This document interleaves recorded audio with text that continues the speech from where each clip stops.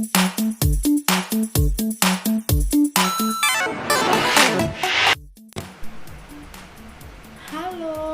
selamat pagi anak-anak. Perkenalkan, nama Ibu Visinsia Mila Anggraini. Mulai sekarang, Ibu akan menggantikan Bu Dwi menjadi wali kelas 2B. Semangat terus belajarnya ya. Tetap jaga kesehatan dan sampai jumpa di kelas 2B. Bye-bye.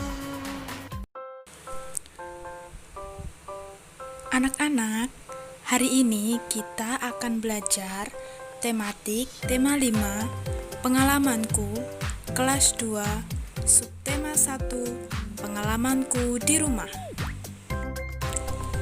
Pada hari ini, kita akan belajar kompetensi dasar 3.6, menjelaskan dan menentukan panjang, termasuk jarak, berat, dan waktu dalam satuan baku yang berkaitan dengan kehidupan sehari-hari.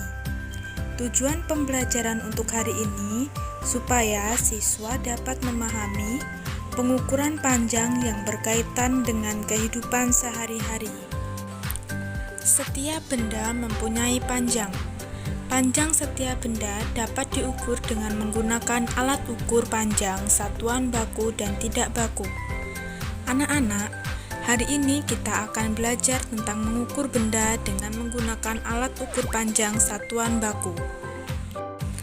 Anak-anak ada yang tahu alat apa saja yang bisa kita gunakan untuk mengukur panjang suatu benda?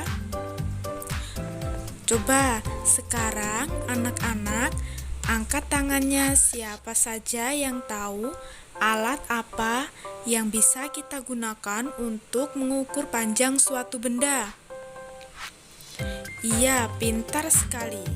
Terdapat beberapa alat yang bisa kita gunakan untuk mengukur panjang suatu benda. Sekarang, coba anak-anak perhatikan gambar berikut ini. Terdapat beberapa alat yang dapat digunakan untuk mengukur panjang suatu benda. Yang pertama ada penggaris. Yang kedua ada meteran. Yang ketiga ada jangka sorong. Gambar-gambar tersebut merupakan beberapa contoh alat ukur yang bisa digunakan untuk mengukur panjang suatu benda dengan satuan baku. Alat ukur yang pertama adalah penggaris. Pasti anak-anak sudah pernah melihat penggaris, bukan? Penggaris atau mistar yang mempunyai satuan ukuran berupa cm atau biasa disebut cm. Berikut ini terdapat beberapa cara untuk mengukur suatu benda dengan menggunakan penggaris. Yang pertama, dekatkan benda yang akan diukur dengan penggaris. Yang kedua, posisikan pangkal benda yang diukur di angka 0 pada penggaris. Yang ketiga, lihat angka pada penggaris yang sejajar dengan ujung benda yang diukur. Contohnya, ujung benda yang sejajar dengan angka 100 cm, maka panjang benda tersebut adalah 100 cm atau 1 meter. Alat ukur panjang yang kedua ada meteran. Apakah anak-anak sudah pernah melihat meteran? Iya, bagus jika sudah pernah melihat meteran. Sekarang, fungsi meteran sama dengan penggaris. Meteran biasanya digunakan untuk mengukur benda yang lebih panjang dari penggaris. Satuan ukur pada meteran adalah meter atau biasa disingkat M.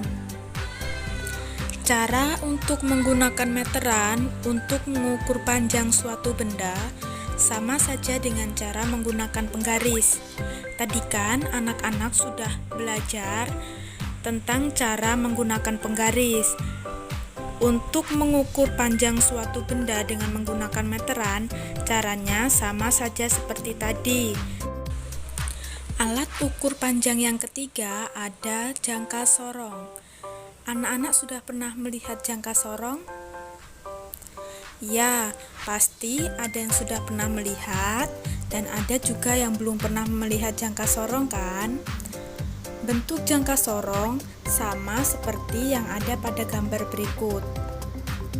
Jangka sorong digunakan untuk mengukur panjang benda yang berbentuk lingkaran kecil seperti mur, uang logam, dan kelereng.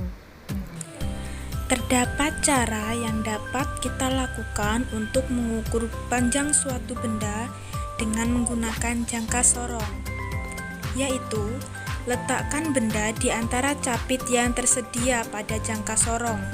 Kemudian, bacalah angka yang ditunjukkan.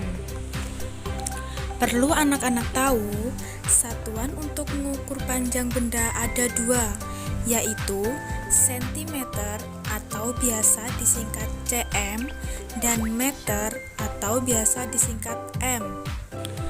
Anak-anak, 1 meter sama dengan 100 cm. 100 cm sama dengan 1 meter. Sampai sini, apakah anak-anak sudah paham tentang materi alat ukur panjang yang Ibu jelaskan tadi? Jika anak-anak sudah paham, sekarang silakan anak-anak buka buku LKS-nya halaman 27. Anak-anak kerjakan soal pilihan ganda dari nomor 1 sampai dengan nomor 5. Sampai sini dulu pembelajaran kita untuk hari ini. Semangat terus belajarnya. Salam sehat selalu. Tuhan memberkati. Bye-bye.